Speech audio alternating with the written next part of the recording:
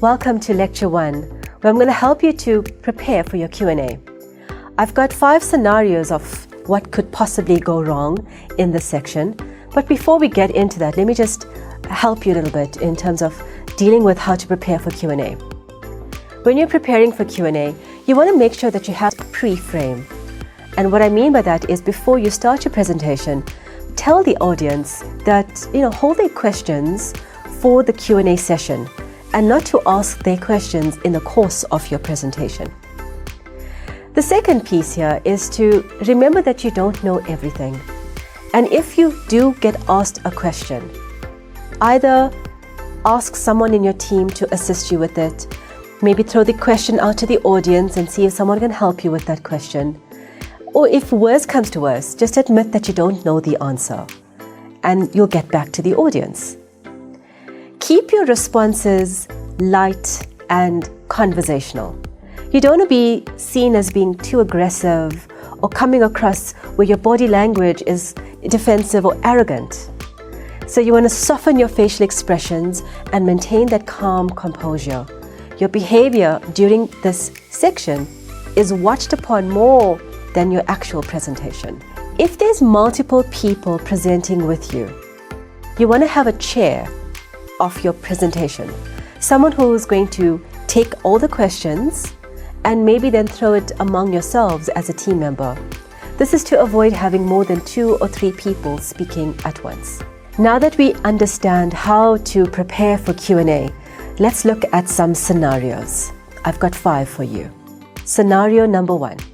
You are about to present a very technical research paper or content, and you expect that your audience might not want to be the first to ask a question. What are your options to spark an interest during the Q&A session?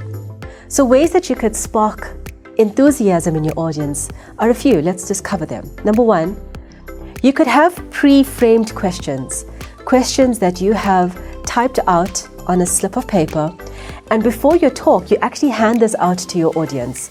Make sure that it's quite random, so there's people in different parts of your audience that has a question. And also keep the question nice and easy, so a person is not literally looking at this piece of paper and reading off the question, because then it's going to be obvious that you planted these questions in your audience. By having a few people ask you a few questions up front, even though it's a bit framed in this way, it at least gets the audience to start thinking. And the rule with questions is that one question leads to the next question. That's one technique. The second technique is to get people to have discussions with each other on your content that you've just covered. Because when people talk about the content, then the discussion spurs some thought. And then there's usually some questions that follow that discussion among team members.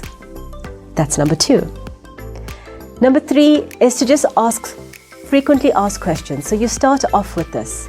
So you throw the questions out to the audience.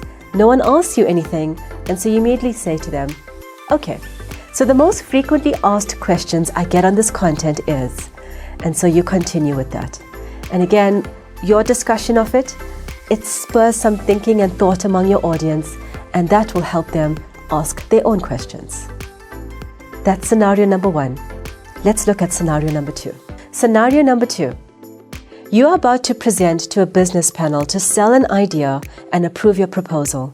You have submitted your written proposal as a pre-reading to the meeting. I'm asking you, what are some of the options you can consider to prepare for the Q&A session?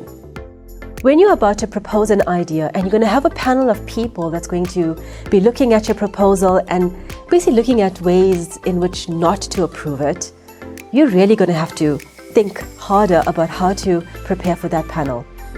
What I would suggest that you do is, after you've completed your document, sit with someone who's a bit neutral, who has not even worked on your document, and have like a bit of a dry run with them as if that person is going to approve your document. And let them see this document cold, blind. They have not seen this document before. And get them to crit you on the document. That's one way to do it.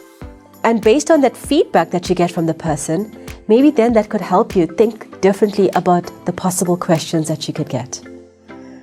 The second one, You see, most times when you are busy putting a proposal together, you are so in that proposal, you are so deep into the writing that you can't see the faults or the possible questions that could come out of it because you've been working with it for so long. So what I would suggest that you do is after you have submitted this document, just take a bit of a breather, maybe an hour's break, so you're not thinking about this document anymore. And now when you look at this document, you're looking at it with fresh eyes and you're asking yourself the question, what would an ordinary person have an issue with this document? Where are the gaps? Where are the flaws? What did you miss out? And by preparing in this way, you are almost creating your own document, so you're going in with a little bit more knowledge about what could possibly come out in the Q&A. The third is to actually know the people on the panel who is going to be approving your document. Certain people on the panel come with certain experience. So as an example, someone in finance will tend to have the similar type of finance-related questions relating to a proposal. Looking at the net profit percentage, or looking at the return on equity, or the growth figures, or the stability of earnings over a period of time, say.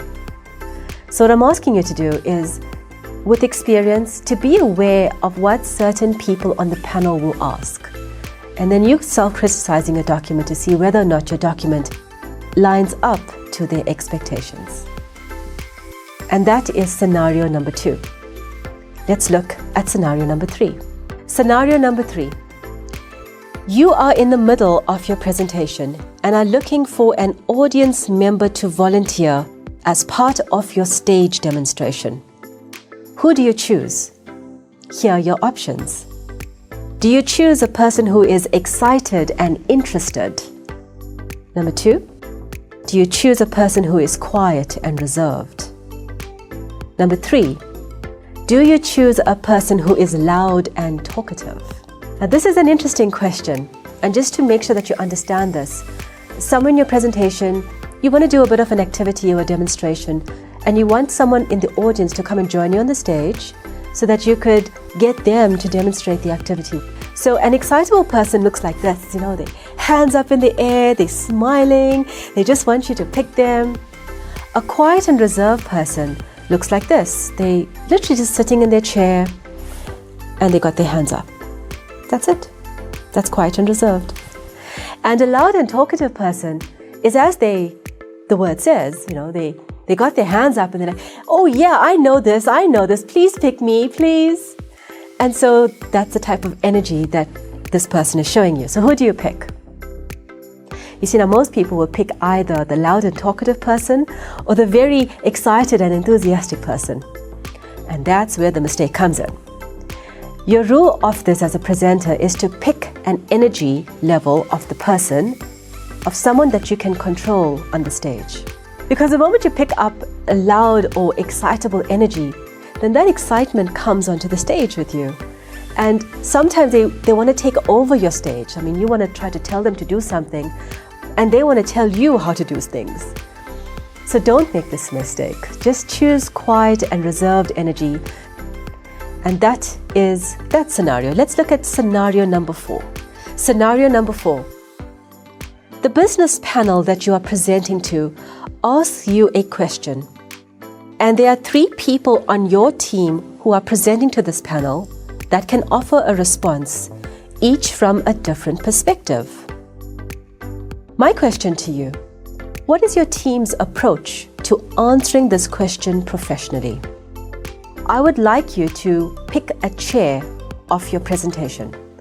Someone who is going to start and end your presentation, someone who's going to introduce the team members as you present, and during the Q&A session, this person comes to the front together with everyone else on the team, and they basically steer the questions from the audience to the rest of your own presentation team. So how would you deal with this? The chair would hand over the question to the relevant team members to answer the question from their perspective. And by doing so, it's seen as a bit more coordinated and professional way of handling it versus having more than 2 people speak at the same time. That's the 4th scenario. Let's look at the final scenario in this lecture series. Scenario number 5. Someone in your audience asks you a question and you're unsure about how to answer this. What is your options as a response? Honesty and integrity goes a long way. You don't want to be one of those people that tries to fabricate an answer or tries to think of something on the spot and you're unsure of it. Because if you give that type of answer and it's proven a bit later that it's incorrect, then your credibility takes a little bit more longer and harder to actually regain.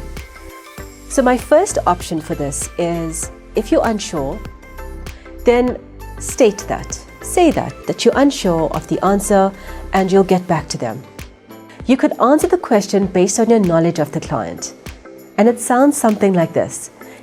Based on my knowledge of the client, I have worked with them and I understand their background, and I would assume that these are the measures that they will have in place. I will still need to confirm that with the panel, but that would be my response right now. Let me get back to you on it. So when you answer the question that way, you're still showing a little bit of understanding of the client and making some assumptions of what the answer could be, with a bit of a condition that you're still going to confirm it. So that's your alternative way.